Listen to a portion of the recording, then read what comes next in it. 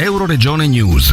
Vini doc per un friulano doc. Manuela di Centa a Bertiolo con il sindaco Mario Battistuta. Della 66esima festa del vino di Bertiolo è l'assegnazione del premio friulano doc. Quest'anno va alla nota campionessa olimpica Manuela di Centa. Noi abbiamo deciso come giuria del premio, che è presieduta da Piero Pittero, di onorare questa grande atleta che ha onorato attraverso i suoi risultati il nostro Friuli. Nel campo dello sport, io ho amato lo sport, lo amo ancora, ho interpretato una vita non con la radice nel trolley, mi piace dire, perché chiaramente per vincere bisogna girare il mondo, quindi mi sento una friulana, un po' friulana nel mondo anche, con le radici a casa ma capace di portare le sue radici un po' dappertutto e raccogliere i frutti un po' dappertutto. Mi piace questa unione di carattere del vino, sapore della terra, radice della vigna, con quello che è stata la mia vita sportiva, le mie